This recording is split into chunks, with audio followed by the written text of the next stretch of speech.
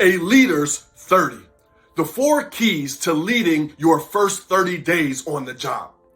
Now, you know, like I know, that being a new leader, walking in your first day, whether to a brick and mortar building or popping over your laptop for your first Zoom call, can be very exciting, but also anxiety producing.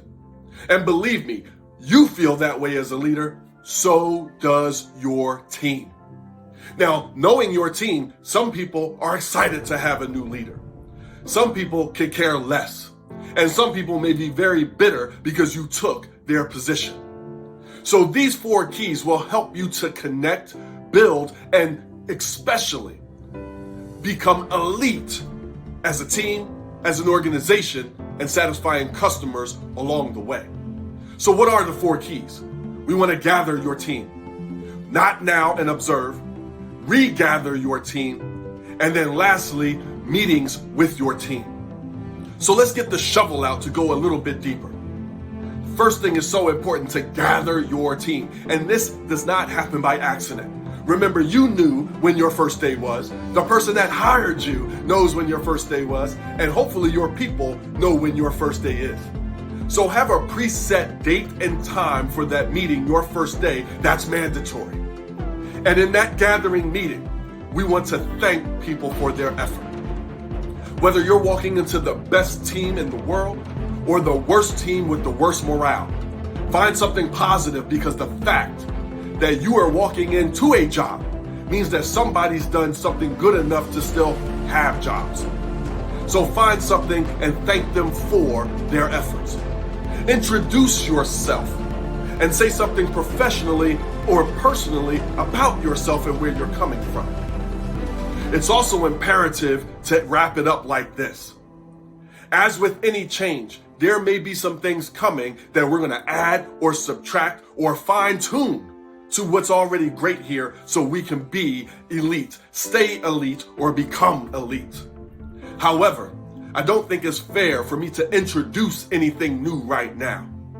I don't think it's fair until I meet with each of you one-on-one, or perhaps your direct reports one-on-one, and attend team meetings before we regather. Thank them again. This means that some of the things that they did were great and we're going to fine-tune it. It also means that you're willing to gain perspective and take your ego out of the equation and invite theirs in before we move forward. Many people will appreciate that. That also means that your 30 days will be very busy. And that leads us to key number 2. And that's not now and observe. So many times as leaders, we want to rush in with our save today plan. Save the day, save today's plan. And we push everything else aside. During this 30 days, we don't want to act right now. We're a leader squirrel gathering nuts of information. During this 30 days, you are going to do 2 things. Schedule one-on-one meetings with your people. You're not going to cancel them or reschedule them. And I know that you're busy with fires, protocols, emails, crises. I get it. Schedule your one-on-one meetings at a day and time that works best. Do your absolute best not to cancel or reschedule. And during that time, it's, hey, who are you? What do you love about the job? Very honestly, what frustrates you most? What did you like about your last boss? What didn't you like so much, perhaps? What is your dream? What do you want to get out of working here in this organization or for or with me? You're going to learn so much about people and their answers and where they want to go, and even best, how they fit. You're also going to attend team meetings. So attend meetings and see how your leaders run meetings, how they listen best, how people accept leadership, how ideas are best come up with within that meeting. You're going to learn a lot from your leaders. You're going to learn a lot from your people, and also what to fine tune. As you gather these nuts as a leader squirrel, you now get to regather. The 3rd key, regather your team. And you get to say, this is what I've seen that was great over the past month. This is what we're going to continue. Now, this is what we're going to add or subtract. And you're going to share the leaders 3. What's the vision of the team? What are the vision factors, the 3 to 5 things that when you do them consistently, the vision takes care of itself? What are the expectations that you're going to set? Perhaps it's positivity. Perhaps it's whatever it is that's important for you and your team that you see that's great or lacking. And then lastly, what rules do you have? I always have my power 3. Punctuality. We go back and forth more than 3 or 4 times about the same thing in an email. Let's get together on a Zoom call or call to clean it up. And then lastly, please accompany your problem with a suggested solution. One of 3 things is going to happen when you do that. 1, your idea is so great, it blows my doors off, and we must go with it. We may fine tune and collaborate on it to fit the bigger picture. Or your idea is not fitting inside the vision and vision factors. Can you now do and fit this idea inside the vision and vision factors and bigger picture on your time, and then let's reconvene to discuss? Fair enough. So share your leaders 3 as you regather. The last point is meeting with your teams. It is so important to re-meet with your teams.